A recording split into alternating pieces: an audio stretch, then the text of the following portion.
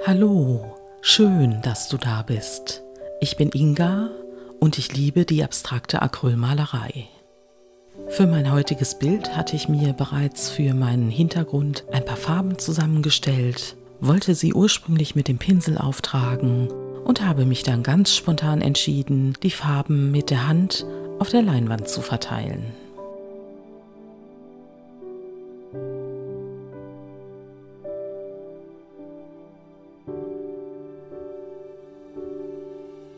Mit dem Pinsel wäre der Hintergrund etwas feiner gewesen und ohne diese leichten Spuren, die meine Finger auf der Leinwand hinterlassen. Aber ich fand das ganz schön, dass diese Spuren auch vielleicht teilweise hinterher auf der Leinwand zu sehen sein werden.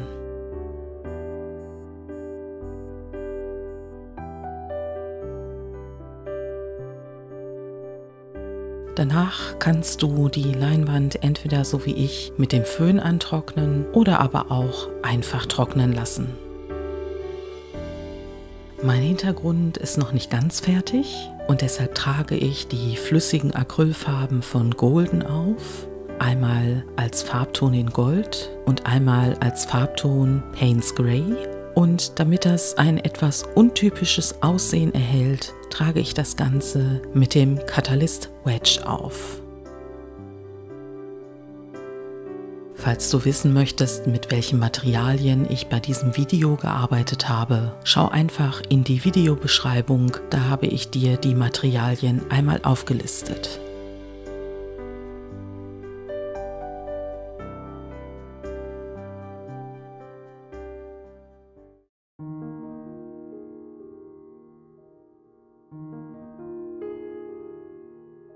Auch wenn draußen natürlich Sommer ist, wollte ich heute nicht unbedingt mit Farben arbeiten, die auf den Sommer hindeuten, sondern ich habe mir den Metallic-Farbton Bronze genommen und meine Glättkelle und damit werde ich die erste Schicht auf meiner Leinwand gestalten.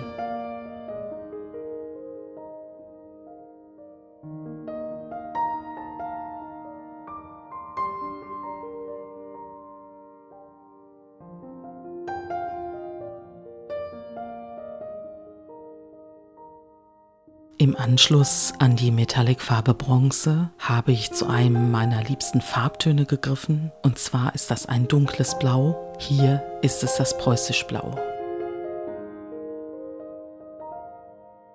Wenn du dir anguckst, wie das Payne's Grey von Golden aussieht und du den Eindruck hast, dass es eher dunkelblau ist, als dass es grau ist, dann kann ich dir nur sagen, das siehst du völlig richtig. Das Payne's Grey von Golden trocknet eher in einem dunklen blauen Farbton auf.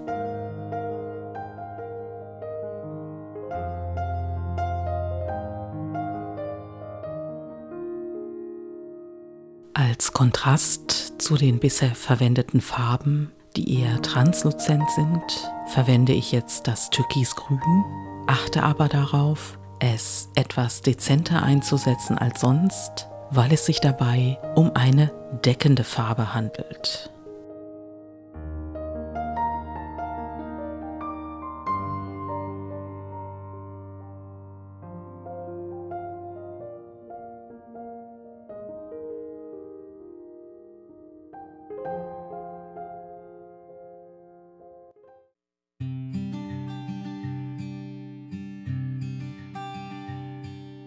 Wenn du schon ein paar meiner Videos geschaut hast, weißt du, dass nicht alles, was nach weiß aussieht, auch wirklich weiß ist.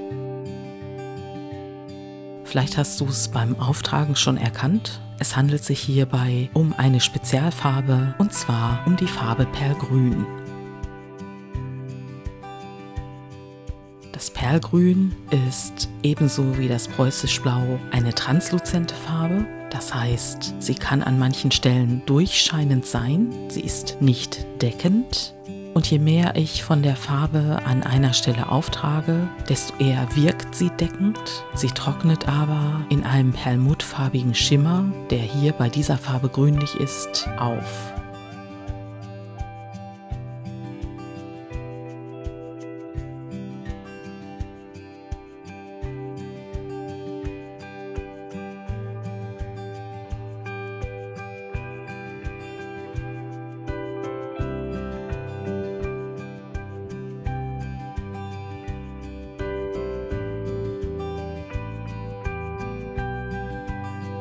Ich hatte erst überlegt, ob ich ein Bild aus meiner Rost- und Patina-Serie male, habe mich dann aber dagegen entschieden und greife deshalb zu einem blau-grünen Farbton in Anlehnung an das Preußisch-Blau und den grünen Hintergrund und setze auch den eher akzentuiert auf, um möglichst viel von den darunterliegenden Schichten später noch wahrnehmen zu können.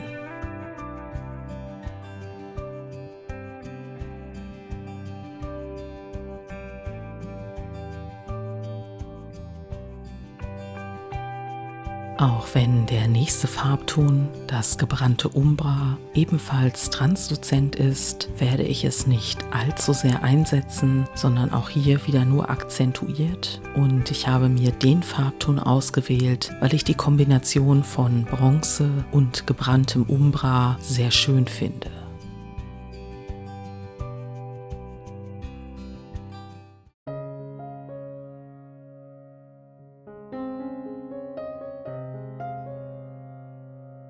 Bei allen anderen Farben habe ich zwischendrin meine Glättkelle immer gesäubert, sodass ich die reine Farbe auf meinem Werkzeug hatte. Und bei diesem Farbauftrag habe ich das jetzt nicht gemacht.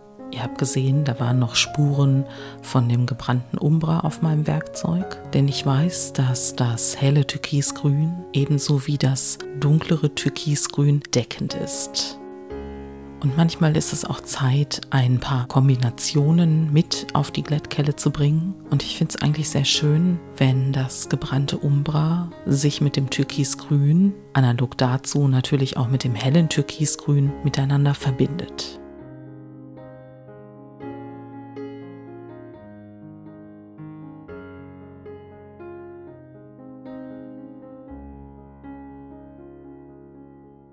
Vielleicht hast du ja bemerkt, dass ich bei der Gestaltung dieses Bildes anders vorgegangen bin als sonst. Ich war sehr viel achtsamer. Ich habe mich im Dialog mit dem Bild befunden und immer geguckt, was ich jetzt gerne hätte und was dem Bild gut tun würde. Und deshalb habe ich mich jetzt als letzte Farbe, die ich auch wieder in Akzenten auftrage, mich wieder für eine Perlfarbe entschieden. Stand vor der Wahl, ob es grün oder blau sein soll. Und dann habe ich mich doch für das Blau entschieden.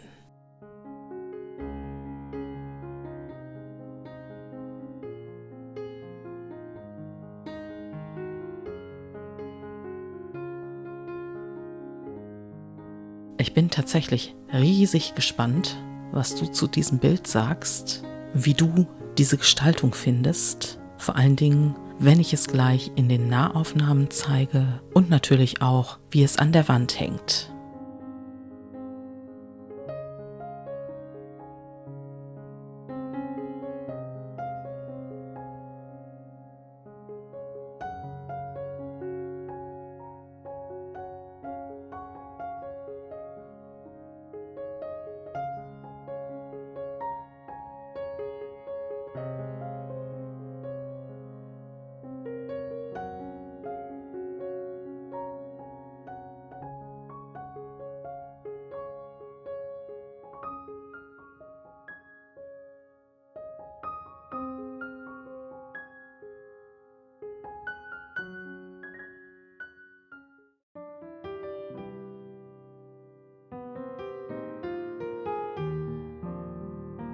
Dann zeige ich dir einmal eine Nahaufnahme meines fertig gerakelten Bildes. Und ich möchte behaupten, dass von jeder Farbe, die ich aufgetragen habe, Farbspuren auf dieser Leinwand sind. Und vor allen Dingen, dass sich die ersten Farbtöne in Gold und auch in Bronze wiederfinden lassen, weil du durch die einzelnen Schichten hindurch gucken kannst.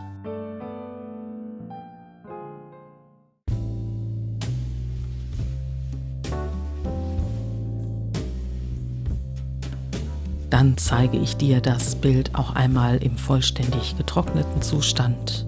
Ich habe es dazu an einer Wand aufgehängt und es wird in jedem Fall von einer anderen Lichtquelle angestrahlt, sodass du genau sehen kannst, wie die unterschiedlichen Farben wirken.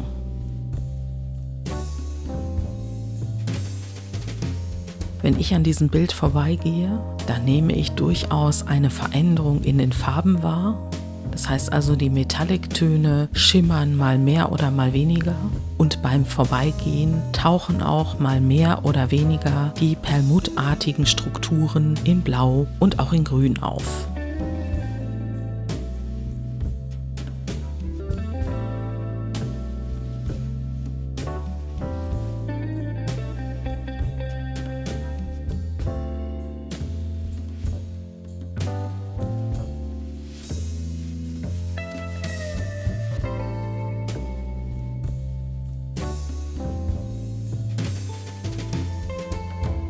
Jetzt möchte ich von dir natürlich wissen, wie du die Gestaltung dieses Bildes findest. Gefallen dir die Farben oder auch die Stimmung? Oder würdest du was ganz anders machen? Ich danke dir jedenfalls herzlich fürs Zusehen. Ich danke dir auch fürs Zuhören. Ich freue mich über dein Like, dass du meinen Kanal abonnierst und ich hoffe, dass wir uns in 2 Wochen zu einem neuen Video auf meinem Kanal Sonntagabends wiedersehen. Sei kreativ und dann sehen wir uns beim nächsten Mal.